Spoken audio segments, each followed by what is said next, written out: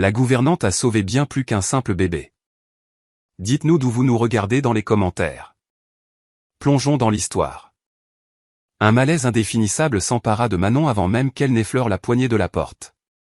Elle s'immobilisa dans le couloir du premier étage de la grande maison de campagne en Provence, la main suspendue au-dessus du cuivre froid du heurtoir. Les pleurs de l'enfant parvenaient jusqu'à elle, stridents, chargés d'une détresse qui n'avait rien à voir avec la faim. C'était un cri de panique pure, une plainte qui lui transperçait le cœur. « Monsieur Nicolas » appela-t-elle doucement, sa voix à peine un murmure dans le silence oppressant de la bâtisse. Aucune réponse. Lentement, avec une précaution infinie, elle tourna la poignée. La porte pivota sans un bruit. La scène qui s'offrit à ses yeux la laissa pétrifiée. L'homme, en costume cravate, était assis sur le grand lit, son nœud de soie de travers, ses cheveux en désordre. Il avait le visage enfoui dans ses mains, ses larges épaules secouées de sanglots silencieux et déchirants. À côté de lui, sur les draps souillés, le bébé hurlait, visiblement dans un état de négligence critique. Au sol, un biberon renversé laissait s'échapper une flaque de lait qui commençait à aigrir sur le parquet ancien. « Mon Dieu » souffla Manon. Nicolas releva brusquement la tête. Ses yeux étaient injectés de sang. « Dehors » hurla-t-il, sa voix rauque brisée par le chagrin et la rage. Prise de peur, elle recula d'un pas. Mais les cris du bébé redoublèrent, un son qui était pour Manon comme une lame de rasoir sur sa peau.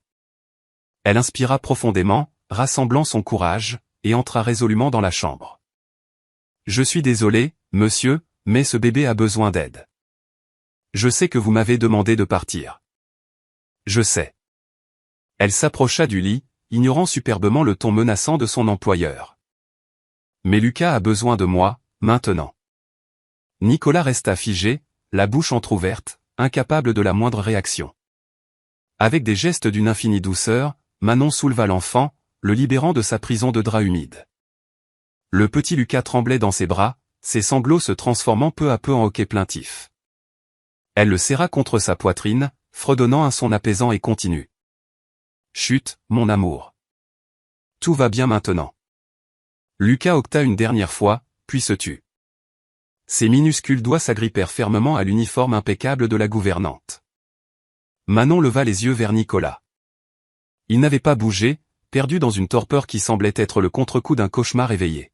« Est-ce que ça va, monsieur » demanda-t-elle avec une douceur inattendue. Il ne répondit pas. Elle emporta Lucas dans la salle de bain attenante. Le bruit de l'eau tiède coulant dans la vasque remplit la pièce tandis qu'elle nettoyait délicatement le bébé, lui parlant à voix basse, un flot de paroles rassurantes. Lucas la fixait de ses grands yeux encore embués de larmes, effrayé mais silencieux. 10 minutes plus tard, elle retourna dans la chambre. Lucas était propre, vêtu d'une grenouillère bleue, et sentait bon le savon pour bébé. Elle le déposa dans son berceau et commença à retirer les draps souillés du lit. Nicolas était toujours assis à la même place. « Monsieur Nicolas » dit Manon en s'approchant. « Vous devriez prendre une douche. » Il leva enfin les yeux vers elle. Il y avait quelque chose de brisé dans son regard, une faille béante. « Je ne peux pas » dit-il d'une voix éraillée. « Je ne peux pas faire ça. » « Faire quoi ? Prendre soin de lui ?» Nicolas désigna le berceau d'un geste vague. « Tout ça. Je ne sais pas. Je ne sais rien faire. » Manon s'assit sur le bord du lit, en gardant une distance respectueuse. « Vous êtes en train d'apprendre. » J'échoue. Il secoua la tête, un rictus amer sur les lèvres. « Ma femme est partie et je ne suis même pas capable de changer une couche. Quel genre de père suis-je » La douleur dans sa voix était si palpable que Manon sentit sa propre poitrine se serrer. « Le genre de père qui essaie » dit-elle doucement. « Et c'est déjà énorme. » Il laissa échapper un rire sans joie. « Qui essaie ? Regardez cette chambre. Regardez ce que j'ai fait à mon fils. Vous ne lui avez rien fait. Vous êtes juste perdu. Mais je peux aider. » Nicolas la regarda, surpris. « Vous le pouvez. Si vous me laissez faire. » Il resta silencieux un long moment. Dans le berceau, Lucas se mit à geindre doucement. Manon se leva et le prit dans ses bras. L'enfant se blottit instantanément contre elle, ses petits yeux commençant à se fermer. Vous voyez? Dit-elle avec un sourire tendre. Il a juste besoin d'affection. Nicolas les regarda, le père, l'enfant et l'étrangère. Il y avait quelque chose dans cette scène qui provoqua un pincement dans sa poitrine. Ce n'était pas de la jalousie, mais un mélange de soulagement et peut-être, juste peut-être, d'espoir. « Pourquoi faites-vous ça » demanda-t-il. « Ce n'est pas votre travail. »« Parce qu'il en a besoin », répondit simplement Manon. « Et vous aussi. » Les jours suivants, tout changea. Nicolas demanda officiellement à Manon de l'aider avec Lucas. Sur le papier, elle restait la gouvernante, mais en réalité, elle devint la seule personne capable d'apaiser le nourrisson. Chaque matin, elle entrait dans la chambre de l'enfant bien avant que le soleil ne dore les champs de lavande. Elle le changeait, lui donnait son biberon, lui parlait d'une voix douce tandis qu'il se réveillait. Lucas lui offrait des sourires édentés et humides qui faisaient fondre son cœur. Nicolas observait tout cela de loin, d'abord avec méfiance, puis avec curiosité, et enfin avec une gratitude infinie. Il commença à apparaître dans la chambre le matin. Il se tenait sur le seuil, les bras croisés, regardant Manon s'affairer. Elle ne disait rien, se contentant de continuer à chantonner une vieille berceuse pour le bébé. « Vous avez une jolie voix », remarqua Nicolas un matin. Manon faillit en lâcher le biberon. « Pardon, monsieur. Je ne vous avais pas entendu. Ne vous arrêtez pas pour moi. Lucas aime ça. » Elle eut un sourire timide. « Ma grand-mère me chantait ces chansons quand j'étais petite. » « C'est votre grand-mère qui vous a élevé » Manon hésita. Il y avait des choses qu'elle préférait ne pas se remémorer. « Oui. Mes parents. » Il ne pouvait pas. Nicolas perçut son malaise et n'insista pas. « Vous êtes doué avec lui, dit-il, changeant de sujet. Mieux que n'importe quel nounou que j'ai engagé. Il est facile à aimer. Il a juste besoin d'attention. Et moi ? Demanda Nicolas à voix basse. De quoi ai-je besoin ? Manon releva la tête. Il la fixait avec une intensité qui la fit rougir. Vous avez besoin de vous reposer, répondit-elle en détournant les yeux. Et d'être moins dur avec vous-même. Nicolas eut un petit sourire, le premier vrai sourire qu'elle lui voyait. Vous dites toujours ce que vous pensez ? Seulement quand c'est nécessaire. Il resta là, comme s'il pesait quelque chose d'important. Puis il secoua la tête et quitta la pièce. Manon laissa échapper le souffle qu'elle retenait. Fais attention, ma fille, se dit-elle. Cet homme n'est pas pour toi. Mais quand Lucas attrapa son doigt et gazouilla, elle sut qu'il était déjà trop tard. Elle était déjà impliquée. Les nuits étaient les pires. Lucas se réveillait en hurlant. Nicolas tentait de le calmer, mais le bébé le rejetait systématiquement. Il pleurait plus fort, recrachait son biberon, son visage devenant écarlate à force de crier. Jusqu'à ce que Manon apparaisse. Pieds nus, dans une simple chemise de nuit, les cheveux défaits, elle prenait Lucas dans ses bras, et en quelques minutes, le petit se rendormait. Nicolas, dans son pyjama, se sentait terriblement inutile. « Je suis désolé de vous avoir encore réveillé, dit-il une nuit.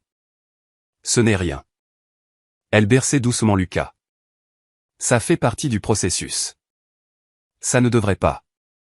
Vous travaillez toute la journée. Vous aussi, et vous essayez d'être là. Il s'assit dans le fauteuil près du berceau, épuisé. Je ne comprends pas pourquoi il me déteste. Il ne vous déteste pas.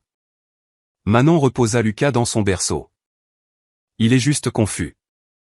Il a perdu sa mère, et son père est perdu aussi. Nicolas la regarda. Comment savez-vous tant de choses ? Manon borda Lucas, évitant son regard. J'ai pris soin de beaucoup d'enfants. Pourquoi ? Elle resta silencieuse. Pardon, dit rapidement Nicolas.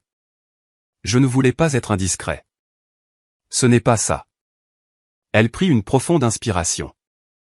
C'est juste que certaines histoires sont trop douloureuses à raconter. Il sentit qu'il avait touché une corde sensible et respecta sa réserve. Mais cette nuit-là, après que Manon eut quitté la chambre, Nicolas resta éveillé pendant des heures, pensant à elle, à comment une femme si jeune pouvait porter une telle tristesse en elle. Et pour la première fois depuis la mort de sa femme, il ne se sentit pas complètement seul. Les semaines s'écoulèrent, et la routine de la maison se transforma. Manon se levait à 5 heures, préparait les biberons de Lucas, s'occupait de lui jusqu'à ce que Nicolas descende pour le petit déjeuner. Ensuite, elle s'occupait de la maison pendant que le bébé dormait. L'après-midi, c'était l'heure du bain. Le soir, elle le mettait au lit. Nicolas participait de plus en plus, essayant de donner le biberon, de changer une couche sous son regard attentif. Il était encore maladroit, mais il apprenait. Et Manon avait une patience infinie. Non, monsieur. La couche, c'est comme ça, regardez. Elle ajustait délicatement les attaches. Si vous serrez trop, ça lui fait mal. Nicolas regardait ses mains, fines mais sûres, compétentes. Où avez-vous appris tout ça? Ma grand-mère s'occupait de beaucoup de gens. Je l'aidais depuis que j'étais toute petite. Ça vous plaisait? Manon sourit. J'adorais. Les enfants sont la chose la plus pure au monde. Nicolas avait fini de mettre la couche. Lucas gigota mais ne pleura pas. J'ai réussi, dit Nicolas, étonné. Manon rit. Vous voyez? Vous progressez. Il la regarda. Son rire était beau, authentique, si différent des rires calculés qu'il entendait dans ses réunions d'affaires. Merci, dit-il doucement. Pourquoi? De ne pas m'avoir abandonné. Manon sentit une chaleur lui monter aux joues. Elle se détourna vivement. Vous êtes son père. Vous aviez juste besoin d'un coup de main. Non. Nicolas prit Lucas dans ses bras, encore avec une légère hésitation. J'avais besoin de vous. Le silence devint lourd. Agréable, mais lourd. Manon se leva précipitamment. Je vais préparer le déjeuner. Et elle s'éclipsa avant qu'il ne puisse voir le sourire qu'elle ne parvenait pas à réprimer. Le soir, quand Lucas dormait, Nicolas commença à descendre à la cuisine. Au début, il prétextait un verre d'eau, une vérification des serrures. Mais Manon savait la vérité. Il cherchait de la compagnie. Elle était toujours là, terminant les dernières tâches de la journée. La vaisselle, le rangement du linge, la préparation du petit déjeuner du lendemain. Encore debout? Demandait Nicolas en entrant dans la cuisine. Je finis juste 2 ou 3 choses. Il s'asseyait sur le plan de travail, la cravate desserrée, les manches de chemise relevées. Il avait l'air plus humain, moins patron, plus homme. Vous ne vous reposez jamais? Si. Mais j'aime que tout soit prêt d'avance. Il la regardait travailler. Ses gestes étaient vifs, efficaces, mais toujours doux. Je peux vous poser une question? Demanda Nicolas une nuit. Manon s'essuya les mains. Bien sûr. Pourquoi avez-vous accepté ce poste? La maison est immense, le travail est dur, et je ne suis pas facile à vivre. Elle sourit. Vous n'êtes pas aussi difficile que vous le pensez, dit-elle, mais elle ne répondit pas à la question. Manon redevint sérieuse. J'avais besoin de ce travail. Et j'étais heureuse d'apprendre qu'il y avait un enfant ici. Vous aimez les enfants? Énormément. Alors pourquoi ne pas être institutrice ou nounou? Son expression changea. Elle devint distante. Parce qu'il y a des choses qui ne fonctionnent pas, même si on le souhaite de toutes ses forces. Nicolas comprit qu'il avait touché un point sensible. Pardon, je ne voulais pas. Tout va bien. Elle força un sourire. C'est du passé. Mais Nicolas vit le chagrin dans ses yeux et voulut en savoir plus. Il voulait comprendre comment une femme aussi bonne pouvait porter une telle blessure. Les jours devinrent des semaines, les semaines des mois. Lucas grandissait à vue d'œil, commençant à se tenir assis, riant plus souvent, babillant des sons joyeux. Manon célébrait chaque progrès comme si c'était le sien. Regardez, monsieur Nicolas, il essaie de ramper. Nicolas laissa tomber son carnet et accourut au salon. Lucas était à plat ventre sur le tapis, agitant ses petites jambes. Allez, champion! Encouragea Manon en applaudissant. Lucas fit une poussée et s'étala de tout son long. Manon le rattrapa en riant. Presque, mon amour, presque. Nicolas s'assit par terre à côté d'eux. Il essaie. Et il va y arriver. Il a juste besoin de temps. Nicolas regarda son fils, puis Manon, puis les deux ensemble, et il sentit quelque chose d'étrange dans sa poitrine, quelque chose qu'il n'avait pas ressenti depuis longtemps. Du bonheur. Pas le bonheur fugace d'un contrat signé, mais le bonheur profond d'être à la maison, de voir son fils sourire, d'être en présence de quelqu'un qui s'en souciait vraiment. « Restez, Manon, dit-il soudain. Vous faites partie de la famille maintenant. » Elle cligna des yeux, surprise. « Monsieur. Vous n'êtes plus une simple employée. Vous prenez soin de mon fils, vous prenez soin de moi. Vous êtes ici tous les jours. Et Lucas, il vous adore. » Manon sentit les larmes lui monter aux yeux. « Je l'adore aussi. » « Je sais. » Nicolas sourit. « Et c'est pour ça que je veux que vous le sachiez. Vous pouvez rester aussi longtemps que vous le voudrez. Cette maison est aussi la vôtre. » Elle baissa la tête, cachant une larme qui roulait. « Merci, murmura-t-elle. » Lucas se mit à geindre. Manon le berça, mais il continua. « Je crois qu'il veut de vous, maintenant, dit-elle en lui tendant le bébé. » Nicolas hésita, puis prit Lucas dans ses bras. Et pour la première fois, Lucas ne pleura pas. Il regarda son père de ses grands yeux ronds et lui fit un petit sourire. Nicolas sentit sa gorge se nouer. Il m'a souri. Il sait qui je suis. Manon essuya ses propres larmes. Je l'ai toujours su. Cette nuit-là, ils restèrent tous les trois dans le salon. Lucas endormit sur les genoux de Nicolas. Manon assise à côté de lui, la tête appuyée contre le canapé. La télévision était allumée, mais personne ne regardait. Nicolas la regarda, les yeux fermés, les traits apaisés. « Manon, merci. D'avoir sauvé mon fils. » Elle ouvrit les yeux et le regarda. « Merci de m'avoir laissé faire partie de ça. » Ils restèrent là, à se regarder, l'air vibrant de tout ce qui n'était pas dit. Jusqu'à ce que Manon se détourne la première. « Non, ma fille, tu ne peux pas. » Mais son cœur avait déjà pris sa décision, et il n'y avait pas de retour en arrière. Le jour suivant, les fondations commencèrent à trembler. Sandrine, la chef cuisinière, observait tout d'un œil acéré. Elle travaillait dans la maison depuis 5 ans, connaissait tous les secrets de la famille et avait toujours eu une certaine influence sur Nicolas. Jusqu'à l'arrivée de Manon. Maintenant, Nicolas lui parlait à peine. Il passait tout son temps avec la nouvelle gouvernante, riant, semblant heureux, et cela rendait Sandrine folle. Elle n'allait pas laisser faire. Pendant que Manon jouait avec Lucas dans le salon, Sandrine passa un appel. « Bonjour, est-ce que je suis bien à l'agence de placement ? Je voudrais des informations sur une de vos employées, Manon. » La voix à l'autre bout du fil répondit. Sandrine sourit. « Oui, pourriez-vous m'envoyer tout ce que vous avez sur elle ? » Elle raccrocha et regarda par la fenêtre. « On va voir qui tu es vraiment, ma petite. » Manon ne parlait jamais de son passé. Quand les autres domestiques posaient des questions, elle changeait de sujet. Quand Nicolas faisait une allusion, elle esquivait. Il y avait un mur autour de cette partie de sa vie, haut et infranchissable. Mais tous les murs finissent par tomber. C'était un dimanche, la maison était calme. Nicolas avait donné congé à la plupart du personnel. Seule Sandrine était restée, prétextant des préparations pour le déjeuner. Manon était dans la chambre de Lucas. Le bébé dormait dans son berceau, les traits sereins. Elle était assise sur une chaise à côté, le regardant respirer. Elle faisait ça souvent. Le regardait comme si elle avait peur qu'il disparaisse si elle clignait des yeux. « Vous êtes toujours là ?» dit la voix de Nicolas depuis la porte. Manon sursauta. « Monsieur, je ne vous avais pas entendu. »« Je suis désolé. » Il entra dans la pièce.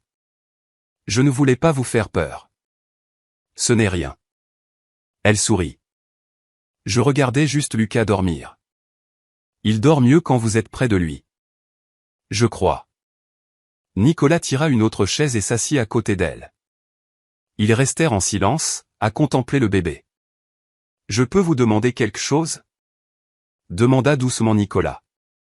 Manon se raidit, elle sentait ce qui allait venir. « Ça dépend.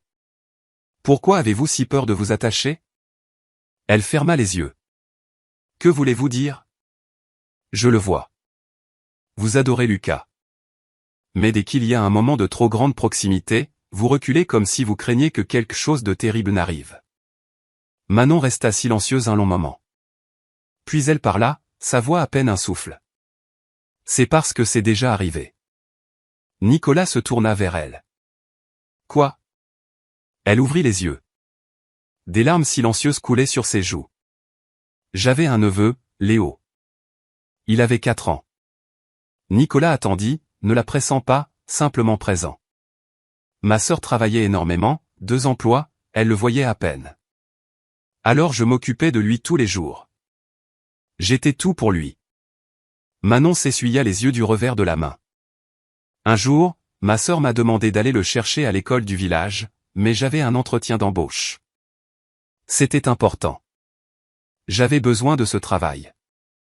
Nicolas sentit son estomac se nouer. Je lui ai dit que je ne pouvais pas, qu'elle devait trouver une autre solution. Sa voix se brisa. Léo a attendu devant l'école. Il a attendu et attendu. Personne n'est venu. Alors il a décidé de rentrer seul. Manon traversa la rue sans regarder. Une voiture arrivait vite. Il ne l'a pas vue. Elle éclata en sanglots, cachant son visage dans ses mains. Il n'a pas survécu. Nicolas se sentit comme s'il venait de recevoir un coup de poing. Mon Dieu, Manon. C'est ma faute. Manon pleurait sans retenue maintenant. Si j'y étais allé, si j'avais renoncé à ce stupide entretien. Ce n'est pas votre faute. Si. Elle leva vers Nicolas un visage ravagé par les larmes. J'ai choisi un travail plutôt que lui, et il en est mort. Nicolas ne réfléchit pas, il agit. Il la prit dans ses bras. Elle se débattit un instant, puis s'effondra contre lui. Elle pleura sur son épaule toutes les larmes qu'elle avait retenues pendant des années. Ce n'est pas votre faute, répéta Nicolas, sa voix ferme. Vous m'entendez? Ce n'est pas le cas. Si. Il la secoua doucement. Les accidents arrivent. Vous ne pouviez pas savoir. Vous ne pouviez pas prévoir. Manon tremblait dans ses bras. Je me suis juré de ne plus jamais abandonner un enfant. De toujours être là pour eux. Et vous avez tenu parole. Nicolas la recula juste assez pour la regarder dans les yeux. Vous avez sauvé mon fils. Vous m'avez sauvé. Vous avez donné de l'amour à un enfant qui avait perdu sa mère. Vous avez fait plus que n'importe qui aurait pu faire. Elle secoua la tête. Ce n'est pas assez. Si, ça l'est. Nicolas essuya ses larmes avec son pouce. Et vous devez vous pardonner. Manon le regarda, voyant la sincérité, la compassion, la compréhension. Et pour la première fois depuis des années, elle crut que peut-être, juste peut-être, elle pourrait y arriver. Elle ne réalisa pas qu'il tenait toujours son visage, et il ne réalisa pas qu'il se penchait vers elle jusqu'à ce que leurs lèvres se frôlent. Manon se recula brusquement. Non, nous ne pouvons pas. Manon. Vous êtes mon patron. Je ne suis qu'une employée. Elle se leva précipitamment. C'est mal. Mal? Nicolas se leva aussi. Comment ça pourrait être mal? Pourquoi? Elle croisa les bras. Que penseraient les gens? Que dirait votre famille? Je me fiche de ce qu'ils pensent. Mais moi non. Manon désigna la chambre de Lucas. Je me soucie de lui, de son avenir. Il ne peut pas grandir au milieu des ragots, des jugements. Nicolas allait répondre, mais elle avait déjà disparu. De l'autre côté de la porte, dissimulée dans le couloir, Sandrine avait tout entendu, et elle arborait un sourire triomphant. Le lendemain, l'atmosphère était électrique. Manon évitait Nicolas, s'occupant de Lucas, faisant son travail, mais sans plus aucun moment de complicité. Elle avait peur. Peur de ce qu'elle ressentait, peur de s'attacher trop fort et de tout perdre à nouveau. Nicolas respectait sa distance, mais ça lui faisait mal. Plus mal qu'il ne l'aurait cru. Il ne savait pas quand il avait commencé à ressentir cela pour elle. Peut-être dès la première nuit, quand elle était entrée et avait sauvé Lucas, ou peut-être que c'était venu progressivement, par petites touches, un sourire, une conversation, un regard. Mais maintenant, il le savait et ne pouvait plus le nier. Il était en train de tomber amoureux de Manon. Sandrine, elle, attendait son heure. 2 jours plus tard, la famille de Nicolas vint dîner, sa sœur Valérie, son beau-frère Stéphane, et sa mère, Monique. Monique était une femme sévère et élégante, du genre qui vous jugeait d'un seul regard. Pendant tout le dîner, elle examina tout avec un air de désapprobation. La nourriture n'était-elle pas un peu trop riche? Sandrine n'en faisait-elle pas trop? La maison n'était-elle pas trop propre? Quelqu'un cherchait à impressionner. Puis Manon entra dans la pièce avec Lucas. « Excusez-moi, je venais juste chercher son biberon. » Monique leva les yeux. « Qui êtes-vous? » Manon. « Madame. Je travaille ici. » Vous travaillez? Monique fronça les sourcils. « À quoi? » Je suis la gouvernante, et je m'occupe de Lucas de temps en temps. De temps en temps, intervint Valérie, sa sœur. Nicolas, tu as engagé une nounou? Non. Nicolas but une gorgée de son vin de la région. Manon est la gouvernante, mais elle m'aide avec Lucas. Elle aide. Monique croisa les bras. Depuis quand les gouvernantes s'occupent-elles des bébés? Depuis que celle-ci est meilleure que n'importe quelle nounou que j'ai pu engager, répondit sèchement Nicolas. Un silence tendu s'installa. Manon voulait juste disparaître. Elle attrapa rapidement le biberon et sortit, mais Sandrine avait planté la graine. La pauvre petite, dit-elle avec une fausse innocence. Ça doit être difficile de s'occuper d'un enfant sans expérience. Elle a de l'expérience, coupa Nicolas. Ah oui. Sandrine pencha la tête. C'est étrange, parce que son CV ne mentionne aucune expérience en garde d'enfant. Nicolas foudroya Sandrine du regard. Comment connaissez-vous son CV? Oh, j'ai juste entendu des choses. Quelles choses? Sandrine fit semblant de rien. Rien de particulier. Juste qu'elle semble très attachée au bébé. Et à vous aussi. Monique laissa échapper un son étranglé. Qu'est-ce que cela veut dire? Rien, maman, dit Nicolas, agacé. Sandrine invente des histoires. J'invente? Sandrine posa une main sur son cœur, l'air offensé. Je m'inquiète juste pour la réputation de cette maison. Valérie regarda son frère. Nicolas, es-tu sûr de savoir ce que tu fais? Je sais parfaitement ce que je fais. Il jeta sa serviette sur la table et se leva. Et je n'ai pas besoin de votre approbation. Il quitta la pièce.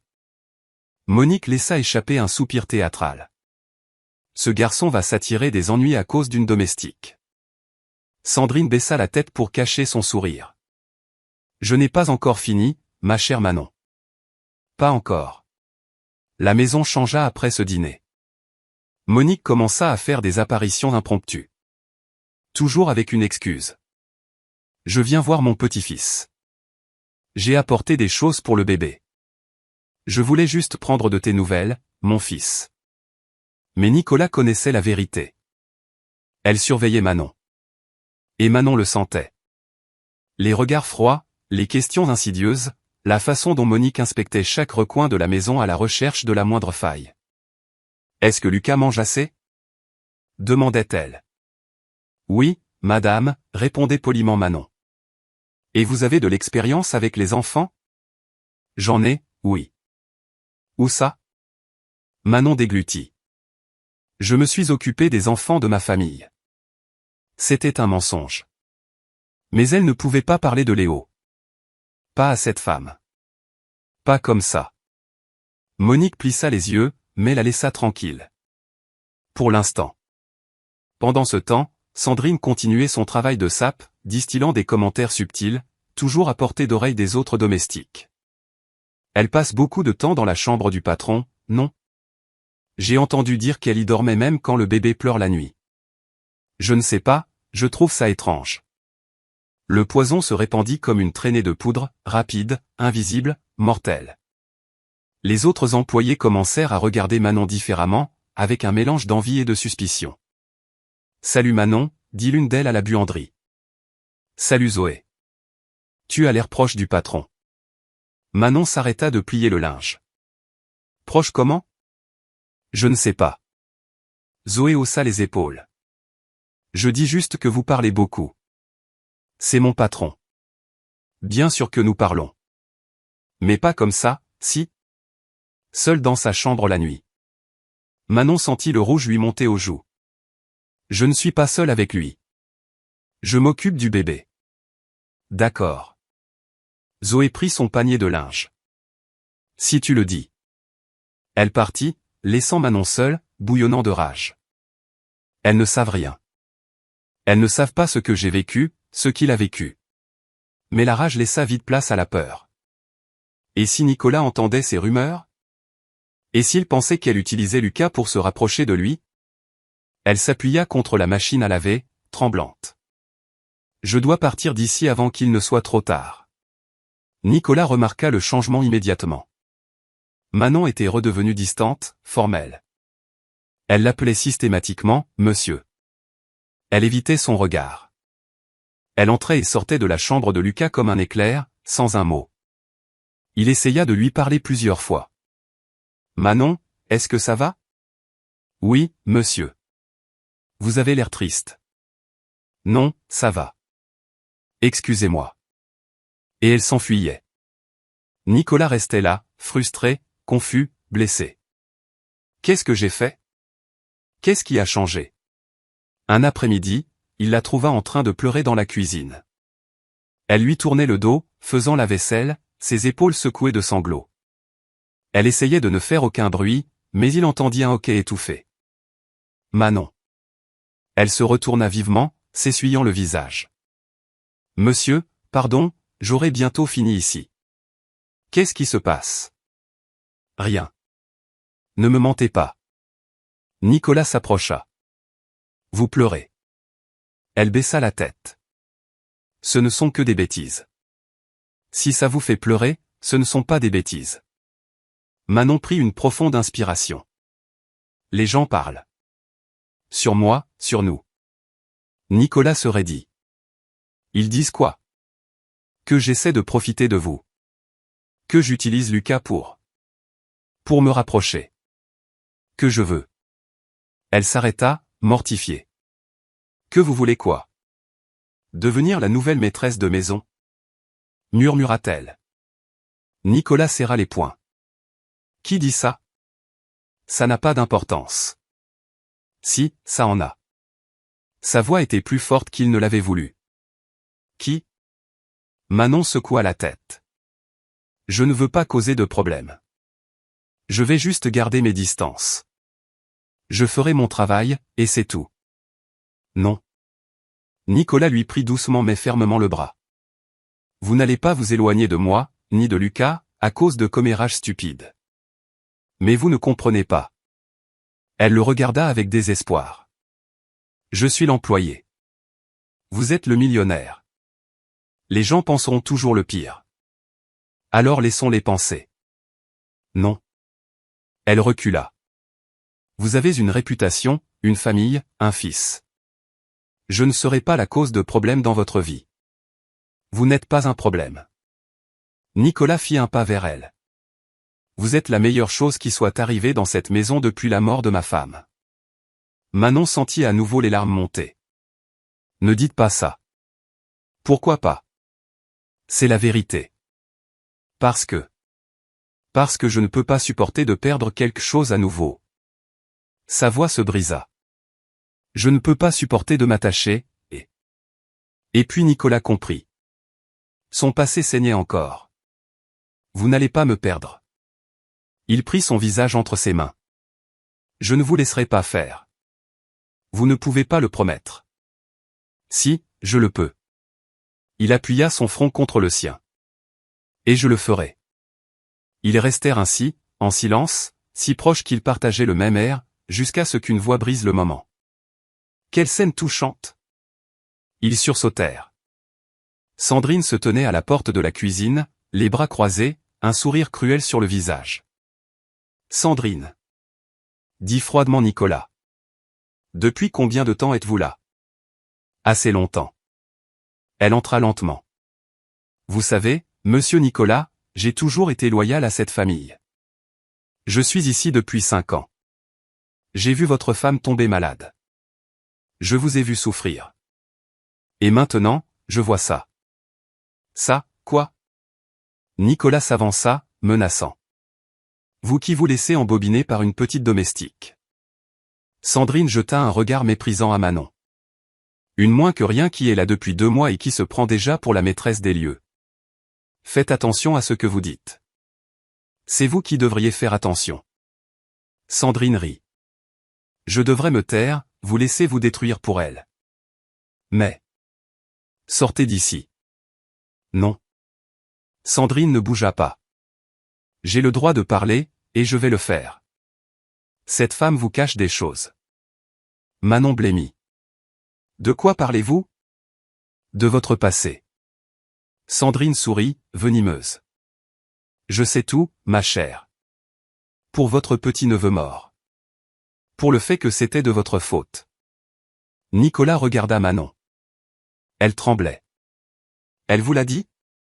Elle a dit, continua Sandrine, que le petit est mort parce qu'elle n'a pas voulu aller le chercher. Qu'elle a choisi un travail plutôt qu'un enfant. Taisez-vous. Cria Manon, des larmes coulant sur ses joues. Pourquoi devrais-je me taire? Il a besoin de savoir avec qui il a affaire. Elle est dangereuse, irresponsable, et maintenant elle s'occupe de votre fils. Nicolas haleta, la mâchoire serrée. Sandrine, sortez de ma maison. Maintenant. Le cri résonna dans la cuisine. Sandrine recula, surprise, mais retrouva vite son assurance. Très bien, je pars. Elle regarda Manon. Mais quand tout s'effondrera, ne dites pas que je ne vous avais pas prévenu. Elle partit en claquant la porte. Le silence qui suivit était assourdissant. Manon se cacha le visage, secouée de sanglots. Elle a raison. Je suis dangereuse. Je ne devrais pas être près de Lucas. Je ne devrais pas. Nicolas la serra dans ses bras. Elle ne sait rien. Absolument rien. Mais c'est vrai. Léo est mort à cause de moi. Non. Il la serra plus fort. Ce n'est pas vrai.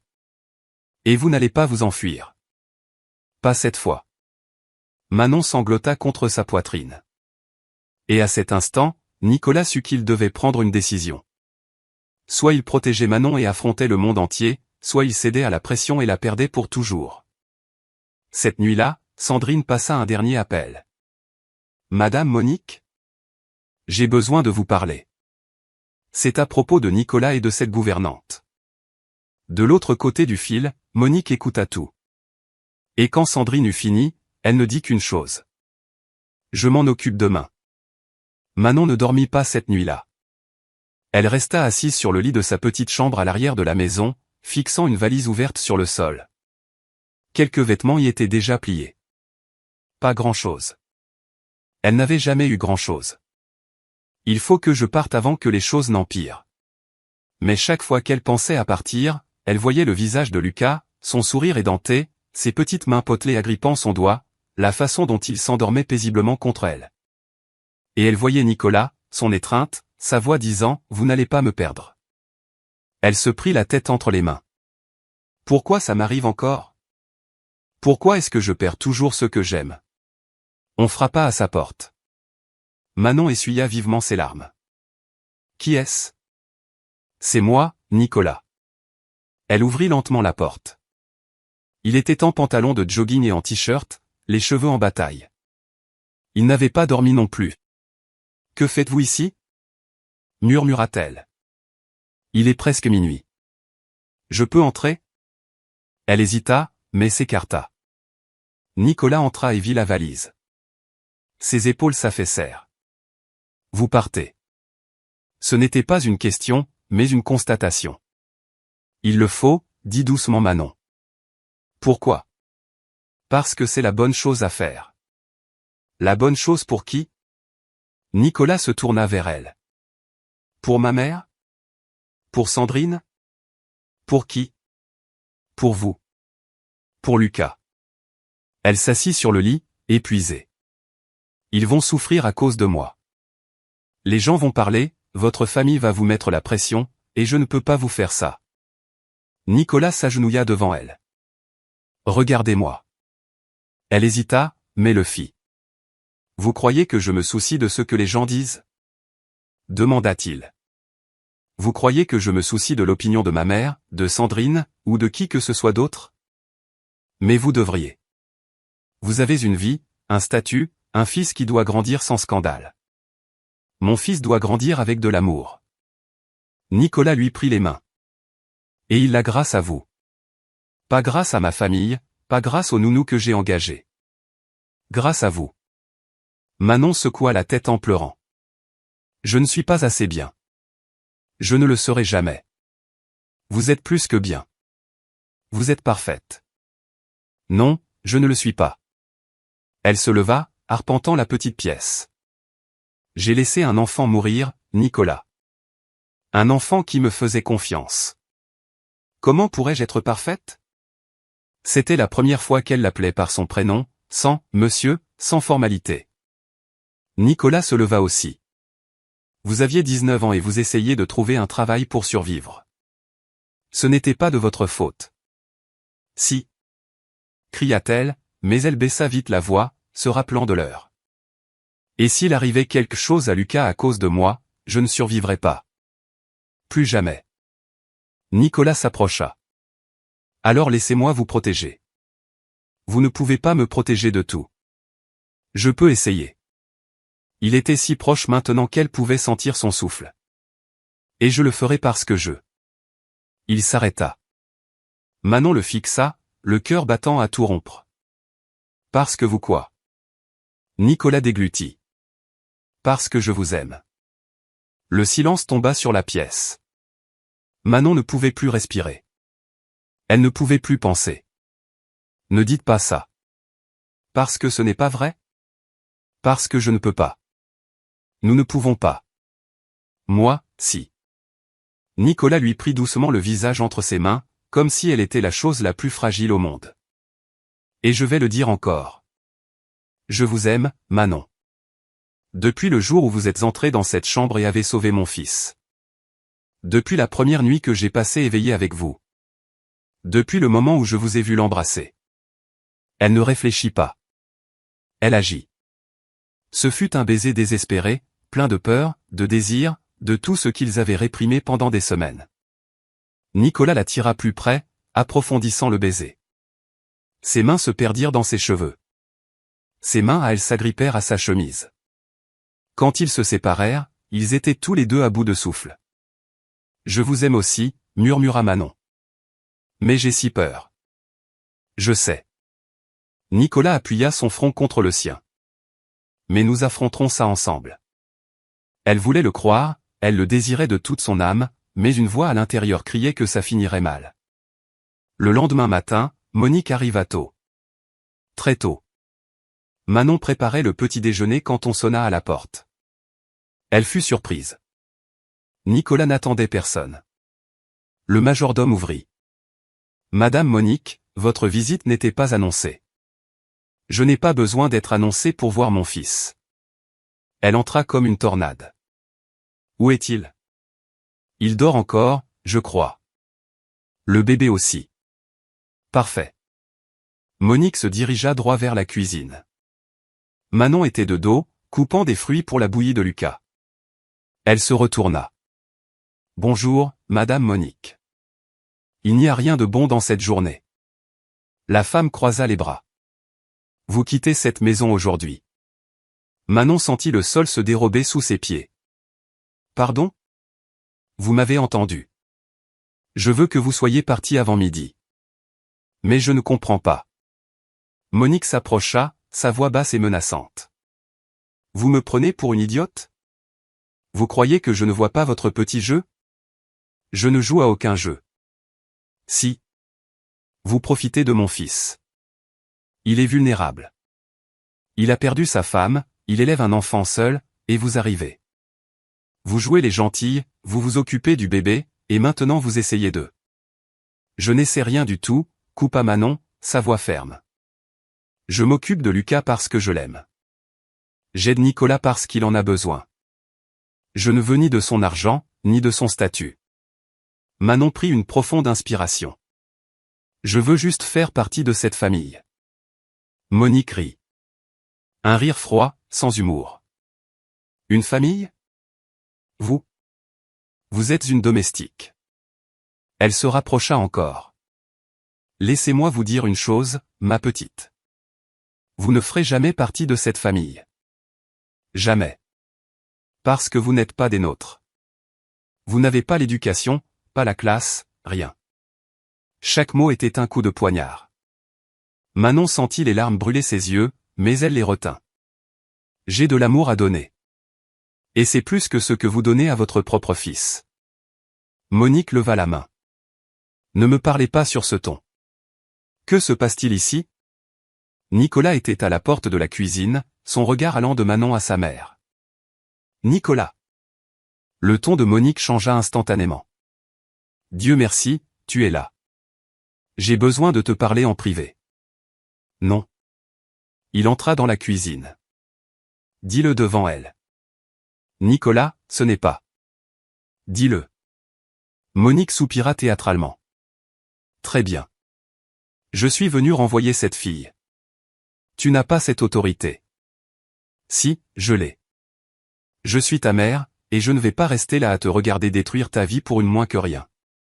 Fais attention, maman, la voix de Nicolas était basse et dangereuse. Fais très attention à ce que tu dis. Elle te l'a dit, au moins? Monique désigna Manon.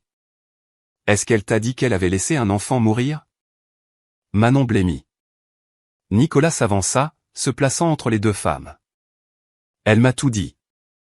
Et tu la veux près de ton fils? Monique avait l'air incrédule. Nicolas, pour l'amour de Dieu, elle est dangereuse. Elle n'est pas dangereuse. Elle est humaine. Elle a fait une erreur quand elle était jeune et elle la porte encore aujourd'hui. Et je la respecte encore plus pour avoir eu le courage de me le dire. Tu es aveugle. Monique frappa la table de sa main. Cette femme t'a ensorcelé. Cette femme, dit lentement Nicolas, chaque mot pesant, a sauvé mon fils, elle m'a sauvé moi, et je l'aime. Le silence était assourdissant. La bouche de Monique s'ouvrit. Manon mit une main sur sa propre bouche, les yeux écarquillés. Qu'est-ce que tu racontes? Finit par dire Monique. Je l'aime, répéta Nicolas en regardant Manon. Et je ne te laisserai pas, ni personne d'autre, me l'enlever. Tu es fou. Monique secoua la tête. Mariana est à peine. Ne mêle pas Mariana à ça, la coupa sèchement Nicolas. J'ai aimé ma femme. Je l'aimerai toujours. Mais elle est partie, et j'ai le droit d'être heureux à nouveau. Avec une domestique. Hurla Monique. Avec la femme que j'aime, cria Nicolas en retour. Quel est le problème? Qu'elle n'ait pas d'argent, qu'elle n'ait pas fait une école privée hors de prix, qu'elle ne parle pas 3 langues? Rien de tout ça n'a d'importance. Si, ça en a. Monique était rouge de colère. Ça a de l'importance pour la société, pour notre famille, pour l'avenir de Lucas. L'avenir de Lucas est avec quelqu'un qu'il aime vraiment. Nicolas désigna Manon. Et cette personne est ici, dans cette cuisine. Pas dans un club mondain. Monique regarda de l'un à l'autre, et elle vit la façon dont Nicolas regardait Manon, la façon dont Manon le regardait, et elle sut qu'elle avait perdu. Si tu fais ça, dit-elle, sa voix tremblant de rage, tu te mets toute la famille à dos. Alors sois. Nicolas, choisis. C'est elle ou moi. Il croisa les bras. C'est soit tu acceptes Manon, soit tu me perds, moi et ton petit-fils. Monique devint violette. Tu ne ferais pas ça. Si. Je le ferai. Elle regarda son fils, vit sa détermination, sa certitude, et réalisa qu'il ne bluffait pas. Tu le regretteras, dit-elle en attrapant son sac à main. Quand elle profitera de toi et t'abandonnera, tu verras que j'avais raison. Je ne le regretterai pas. Nicolas ne la quitta pas des yeux. Parce que contrairement à toi, je lui fais confiance. Monique partit sans un regard en arrière. La porte d'entrée claqua. Manon s'effondra sur une chaise, tremblante. Nicolas s'agenouilla devant elle. Ça va? Vous n'auriez pas dû faire ça, murmura-t-elle.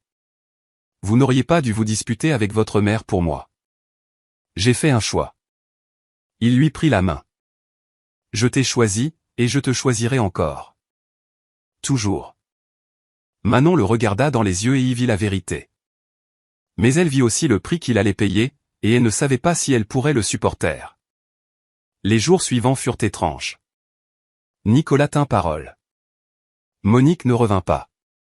Il bloqua ses appels et informa le majordome qu'elle n'était plus la bienvenue sans y avoir été invitée. Sandrine fut licenciée le matin même. Nicolas l'appela dans son bureau et lui tendit personnellement sa lettre. « Vous avez menti, dit-il froidement.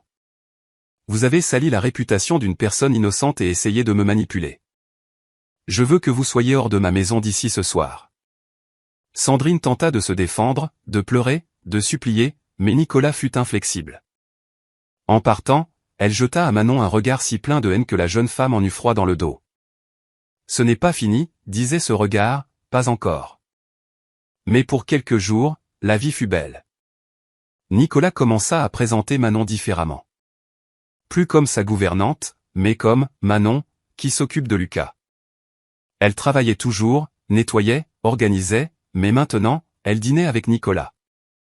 Ils regardaient la télévision ensemble après avoir couché Lucas. Ils parlaient de tout et de rien. La frontière entre patron et employé avait complètement disparu, et ils étaient heureux. Lucas sentit le changement, souriant plus, riant plus. Il commença à ramper pour de bon, poursuivant Manon à travers le salon pendant qu'elle faisait semblant de s'enfuir. « Attrape-moi, l'encourageait-elle, se déplaçant lentement à genoux. Lucas gloussait et accélérait. Nicolas les regardait depuis son fauteuil, un sourire aux lèvres, un vrai. Le premier depuis plus d'1 an. « Vous êtes doué pour ça, dit-il. » Manon s'arrêta et le regarda. « Pourquoi ? Être une mère. » L'air quitta ses poumons. « Je ne suis pas sa mère. » « Vous pourriez l'être. » Nicolas se leva et s'approcha d'eux. « Si vous le vouliez. » Manon prit Lucas dans ses bras, cachant son émotion dans le cou du bébé. « Ne dites pas ça. »« Pourquoi pas ? Parce que ça fait peur ?» Nicolas s'agenouilla à côté d'eux, caressant les cheveux de Lucas. « Pourquoi ça ferait peur ? Parce que quand on commence à rêver de choses impossibles, ça fait plus mal quand elles ne se réalisent pas. » Qui a dit que c'était impossible ? Elle leva les yeux vers lui. Ses yeux bruns étaient d'une sincérité douloureuse. Votre famille le dit, la société le dit, le monde entier le dit. Et je vous ai dit que je m'en fichais. Nicolas lui prit la main. Je vous veux ici. Avec nous. Comme une famille. Lucas choisit ce moment pour bâiller et se frotter les yeux. Manon rit, au bord des larmes. Je crois que quelqu'un est fatigué. Je vais chercher son biberon, dit Nicolas en se levant. Pendant son absence, Manon regarda Lucas. Le bébé la fixait de ses grands yeux, sa petite tête lourde de sommeil sur son épaule. « Tu crois que ça peut marcher, mon amour ?» murmura-t-elle. « Tu crois qu'on peut être heureux ?» Lucas lui fit un sourire endormi, et Manon décida d'y croire. Juste un peu. Juste un jour de plus. Mais le bonheur est une chose fragile. Une semaine plus tard, la bombe explosa.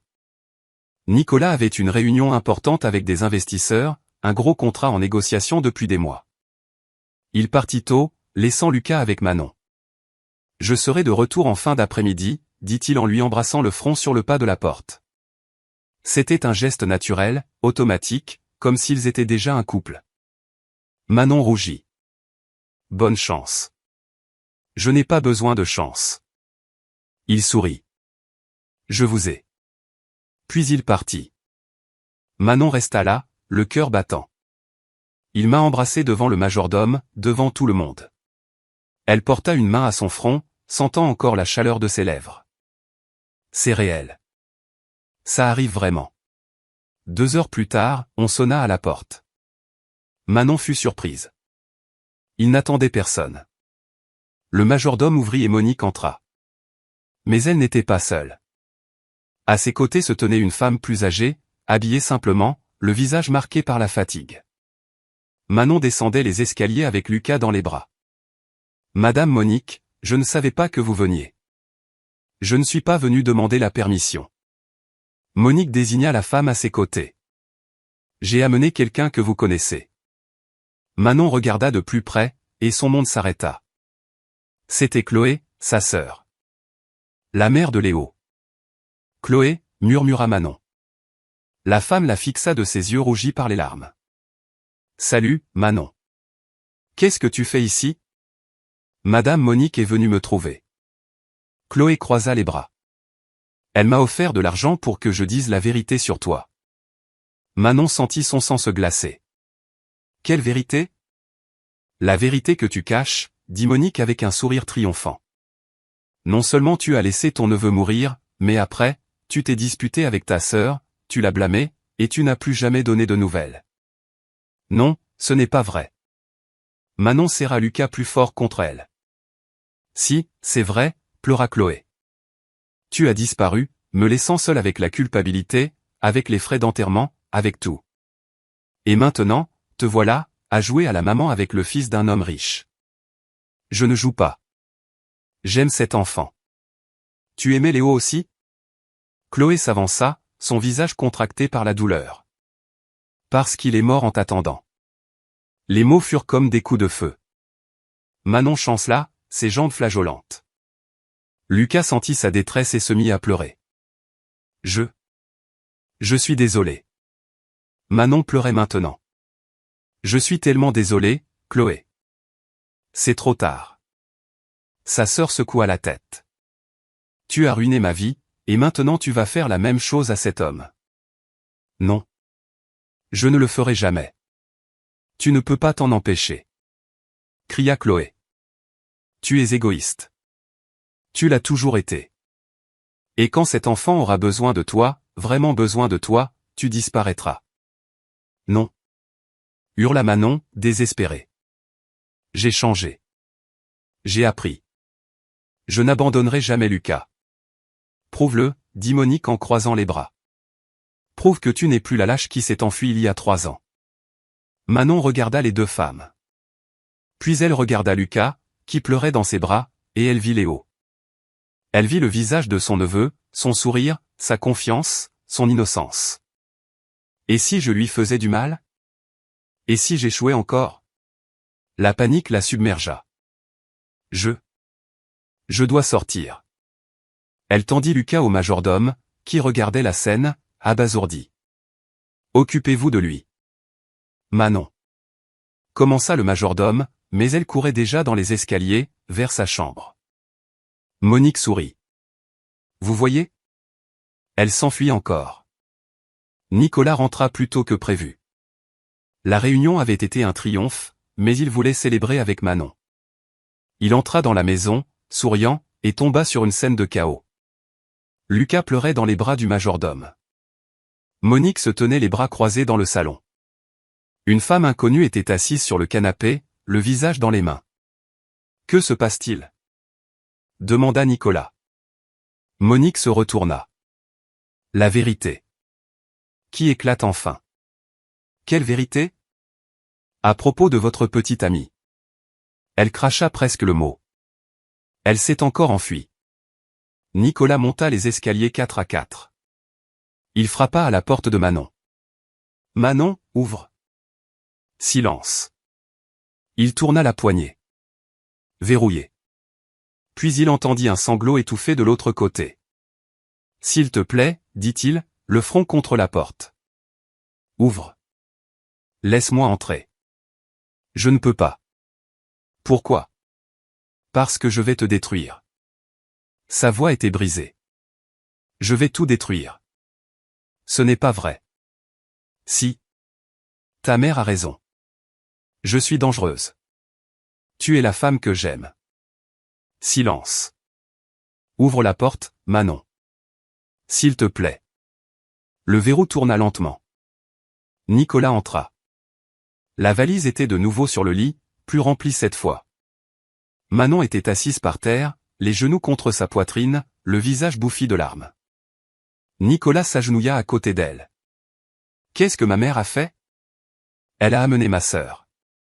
Manon se moucha dans le revers de sa main. Elle m'a tout rappelé. À quel point je suis une lâche. Comment je fuis dès que les choses deviennent difficiles. Tu n'es pas une lâche. Si. Elle le regarda. Je le fais en ce moment même. Je m'enfuis de toi, de Lucas, parce que j'ai peur d'échouer. Nicolas lui prit le visage entre ses mains. Tout le monde a peur. J'ai peur. Peur d'être un mauvais père. Peur de ne pas pouvoir protéger mon fils. Peur de te perdre. Mais tu sais ce qui est pire que la peur, Manon? Il essuya ses larmes avec son pouce. C'est de ne pas essayer. C'est d'abandonner avant même de voir ce qui pourrait arriver. Manon ferma les yeux. Et si je te déçois? Tu ne le feras pas. Mais si? Il l'embrassa doucement, lentement. Un baiser qui était une supplication, une promesse. Quand ils se séparèrent, il murmura, « Reste. S'il te plaît. Ne me laisse pas élever Lucas seul. Ne me laisse pas vivre sans toi. » Manon le regarda dans les yeux et vit tout. L'amour, la peur, l'espoir. Ta mère me détestera. Je peux vivre avec ça. Ta famille te tournera le dos. Je peux vivre avec ça aussi. Les gens parleront. Laissons-les parler. Nicolas lui prit la main. La seule chose avec laquelle je ne peux pas vivre, c'est de te perdre. Manon prit une profonde inspiration et prit la décision la plus effrayante de sa vie. D'accord. Je reste. Nicolas la serra si fort qu'elle put à peine respirer. Merci, murmura-t-il. Merci. Ils restèrent ainsi un long moment, jusqu'à ce qu'ils entendent Lucas pleurer en bas. Manon se dégagea, s'essuyant le visage. Il a besoin de moi. Nous avons tous les deux besoin de toi. Nicolas l'aida à se relever. Allons-y. Et mettons ma mère dehors. Pour de bon. Ils descendirent main dans la main. Monique les vit arriver et, pour la première fois, parut mal à l'aise. Nicolas prit Lucas des bras du majordome et le tendit à Manon. Le bébé cessa instantanément de pleurer, se blottissant contre elle. Puis Nicolas se tourna vers sa mère. Sors de ma maison. Et ne reviens jamais.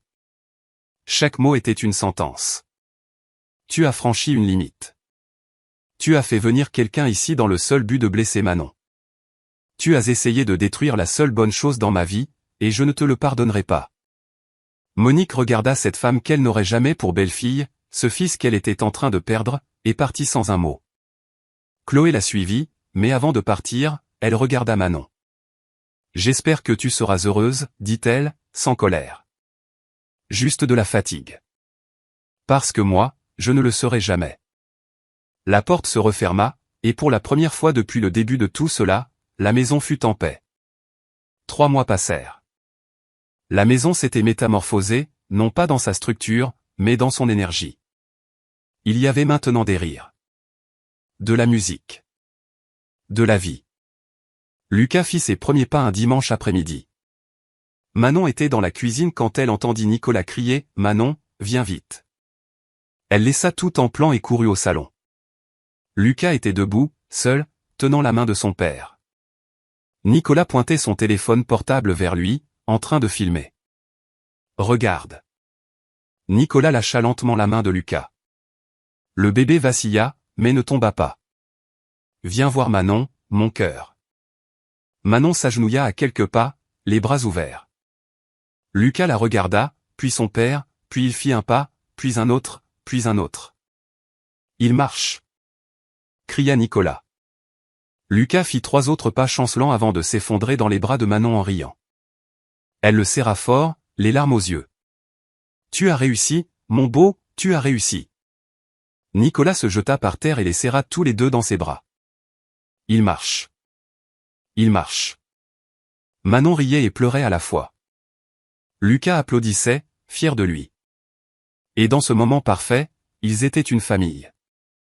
Tout ne fut pas facile.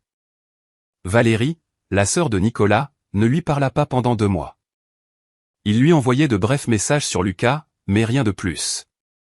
Jusqu'au jour où elle se présenta sans prévenir. Manon ouvrit la porte, le visage crispé. Valérie. Bonjour. La femme avait l'air différente, moins agressive, mais plus fatiguée. Nicolas est là? Oui. Entrez. Valérie entra lentement, comme si elle n'était pas sûre d'être la bienvenue. Nicolas descendit les escaliers et s'arrêta en voyant sa sœur. Valérie. Salut, mon frère. Elle eut un faible sourire. On peut parler? Ils allèrent dans le bureau. Manon resta avec Lucas, le cœur lourd. Et si elle le convainquait? Si elle le faisait changer d'avis? 20 minutes plus tard, Nicolas sortit seul. Manon se leva, anxieuse. Alors? Avant qu'il ne puisse répondre, Valérie apparut à la porte du bureau. Manon? Je peux vous parler? Manon regarda Nicolas. Il hocha la tête. Les deux femmes allèrent dans le jardin. Elles restèrent silencieuses un moment, regardant Lucas jouer dans son parc. Je suis venu m'excuser, dit finalement Valérie. Manon se tourna, surprise. Pourquoi? Pour tout. Pour vous avoir jugé sans vous connaître. Pour avoir cru les rumeurs. Pour ne pas avoir vu à quel point mon frère est heureux avec vous. Manon ne sut quoi dire. Ce n'est rien. Si. Valérie secoua la tête. J'ai été horrible, et je le sais. Mais elle regarda Nicolas à travers la fenêtre. Il sourit à nouveau. Pour la première fois depuis la mort de Mariana, il a l'air vivant. Manon sentit ses yeux s'embuer. Je l'aime. Et j'aime Lucas. Je jure que je ne leur ferai jamais de mal. Je sais. Valérie lui prit la main. J'ai vu comment vous les regardez, et comment ils vous regardent. Vous êtes une famille. Manon essuya une larme. Merci. Non, merci à vous. D'avoir sauvé mon frère et mon neveu. Les deux femmes s'étreignirent brièvement, un peu maladroitement, mais sincèrement. Quand Valérie fut partie, Nicolas serra Manon par derrière sur la terrasse. Tu vois? Tout va s'arranger. Ta mère n'est toujours pas revenue. Et elle ne le fera peut-être jamais. Il lui embrassa le sommet du crâne. Mais je n'ai pas besoin d'elle. Je t'ai, toi. Monique apparut un jour de pluie, 6 mois après leur rupture. Manon ouvrit la porte et se figea. Madame Monique. Bonjour. La femme semblait plus petite, plus vieille, vaincue. Nicolas est là? Oui. Je vais l'appeler. Nicolas descendit, le visage dur. Que veux-tu? Parler. Monique regarda Manon. À vous deux. Ils s'assirent dans le salon. La tension était palpable. Monique prit une profonde inspiration. Je suis venu m'excuser. 6 mois plus tard, dit Nicolas. Je sais. Elle baissa la tête. Je sais que j'ai été horrible, égoïste, manipulatrice. Tu l'as été. Mais sa voix se brisa. Tu m'as manqué, Nicolas. Mon petit-fils m'a manqué. Et la culpabilité me ronge depuis des mois. La culpabilité ne ronge pas, maman. Elle enseigne. Monique regarda son fils, puis Manon. Vous le rendez heureux? Dit-elle à Manon. J'ai passé 6 mois à essayer de le nier, mais c'est la vérité. Manon resta silencieuse, attendant. Je ne sais pas si je pourrai un jour vous apprécier, admit Monique. Je ne sais pas si je pourrai un jour accepter pleinement tout ça. Mais elle regarda Nicolas. Mais je ne veux pas perdre mon fils. Et si vous venez dans le lot? Eh bien, j'essaierai. Ce n'était pas parfait, ni chaleureux, mais c'était un début. Nicolas regarda Manon. Elle hocha légèrement la tête. Tu peux venir voir Lucas, dit Nicolas. 1 fois par semaine. Mais au premier manque de respect envers Manon, c'est fini. Monique leva une main. Je le promets.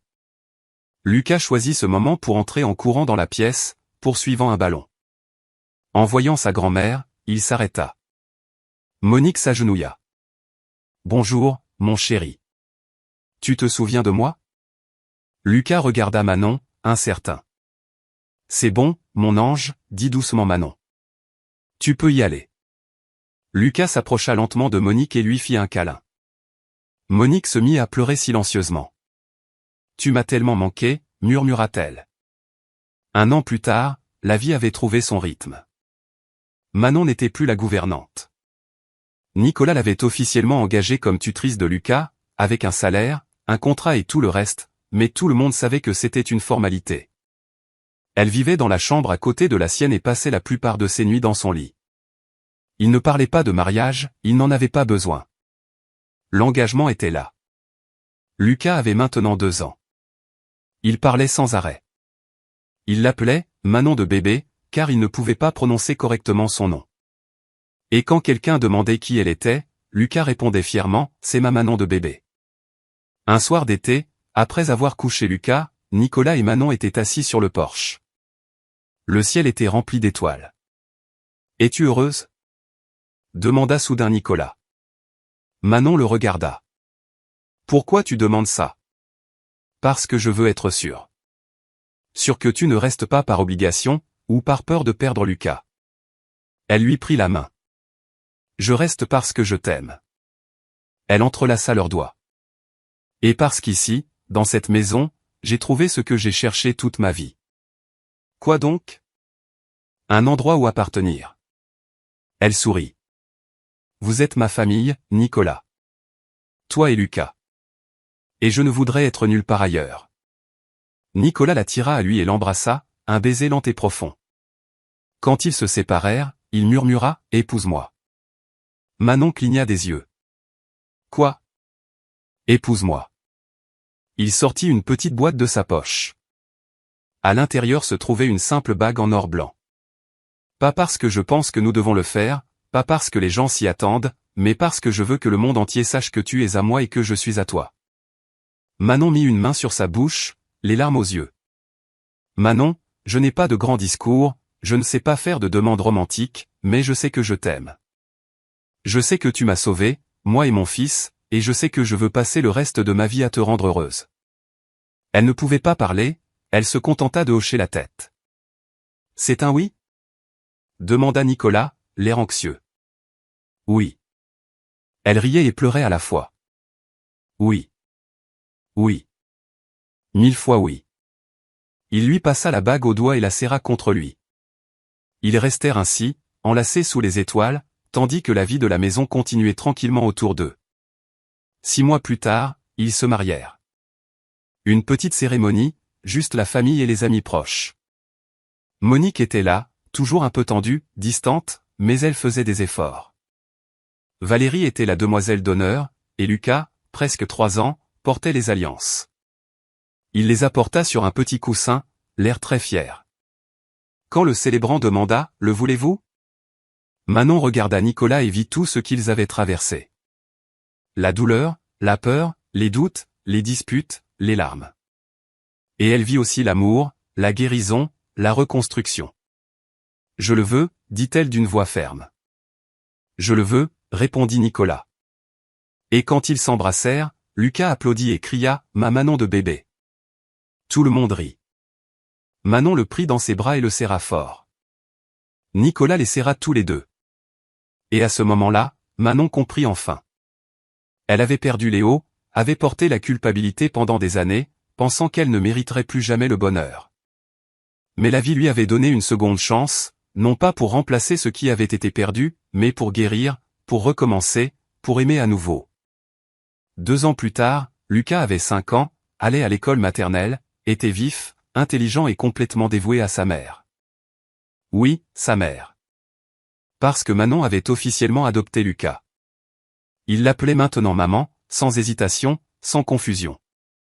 Et un après-midi ensoleillé, alors qu'il jouait dans le jardin, Lucas demanda « Maman, est-ce que je vais avoir un petit frère ?» Manon regarda Nicolas, qui était assis à côté d'elle. Il souriait. Elle posa une main sur son ventre, où une petite vie commençait à grandir. « Oui, mon amour. Tu vas en avoir un. » Lucas sauta de joie, et Nicolas embrassa sa femme, reconnaissant pour chaque moment qui les avait menés jusqu'ici. Car parfois, le bonheur n'arrive pas parfaitement emballé. Il arrive brisé, craintif, plein de doutes. Mais quand il est réel, quand il est vrai, il guérit tout. La gouvernante qui avait sauvé le père devint la femme qui reconstruisit la famille.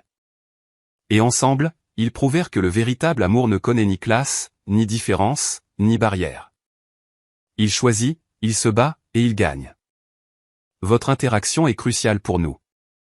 Laissez votre nom dans les commentaires, Et nous pourrions l'intégrer dans l'une de nos histoires avec une salutation personnalisée. M.